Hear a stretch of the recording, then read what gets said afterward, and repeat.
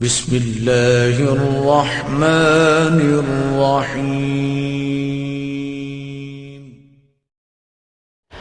دنیا سے نفرت کرنے کے لیے یہی ایک سبب کافی ہے کہ یہ جنت میں جانے میں رکاوٹ بنی ہوئی ہے۔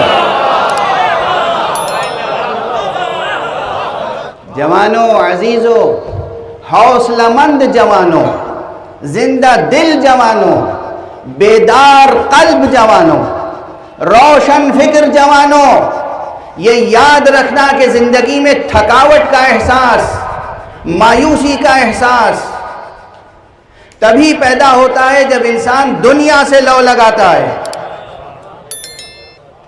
جہاں تک دنیاوی خواہشات آپ کے سامنے رہیں گی، جہاں تک دنیا سے دل لگا رہے گا، یہ ضرورت پوری ہو جائے، وہ ضرورت پوری ہو جائے، وہ ضرورت پوری ہو جائے، وہ ضرورت پوری ہو جائے، جو ضرورت پوری نہیں ہوگی مایوسی ہوگی، تکلیف ہوگی، الجھنیں ہوں گی، شدتیں ہوں گی، افسوس کا احساس ہوگا۔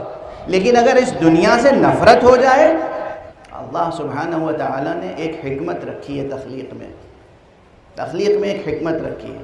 یہ سب مضمون جو ہے وہ معصوم علیہ السلام کے کلام کا ترجمہ ہے جو عرض کر رہا ہوں، میں خود تھوڑی کچھ عرض کر رہا ہوں۔ میں ہوں کیا جو کچھ عرض کروں گا؟ کیا ہے میرے پاس؟ کہاں سے لاؤں گا کچھ کہنے کے لیے آپ کے سامنے؟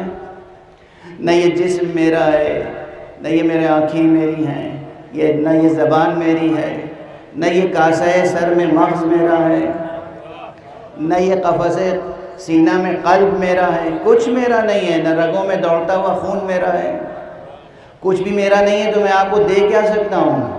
میں اسی کی بات سناؤں جس سے ملا ہے، وہ بات سناتا رہوں آپ کو۔ تو میرے پاس کچھ نہیں ہے، جو کچھ عرض کر رہا ہوں وہ کلام معصومین کا ترجمہ ہے اور بس۔ اس کائنات پر، اس دنیا پر اگر غور کیجئے تو اللہ نے ایک حکمت رکھی ہے، ایک حکمت۔ اور حکمت کیا ہے؟ تجربہ کر لیجیے، زندہ حقیقت ہے، زندگی کا تجربہ ہے۔ جتنا دنیا کی طرف بھاگیں گے آپ، دنیا کی طرف، دنیا کے لالچ میں، حرص میں، دنیا کی محبت میں، اتنی ہی تھکن ہوگی، دنیا آپ سے دور ہوتی چلی جائے گی، خوب دوڑائے گی آپ کو۔ آپ دوڑتے رہیں دنیا کے پیچھے، دوڑتے رہیں، خوب بھاگے گی آپ سے دور، اور چمک دمک دور سے دکھاتی رہے گی۔ عشوگر ہے نا یہ دنیا۔ اور جہاں آپ نے ایک مرتبہ طے کر لیا کہ دنیا کو ٹھوکر مارنی ہے، یہ دنیا آپ کے قدموں پہ لوٹنے لگے گی، قدموں کو بوسہ دینے لگے گی، اور اس وقت آپ کو سرفرازی کا احساس ہوگا۔ لیکن غفلت نہ کیجیے گا، واقعاً اس وقت بھی جیسے ہی دنیا کی طرف راغب ہوں گے، فوراً دنیا دور ہو جائے گی، نہ دنیا کے رہیں گے نہ آخرت کے،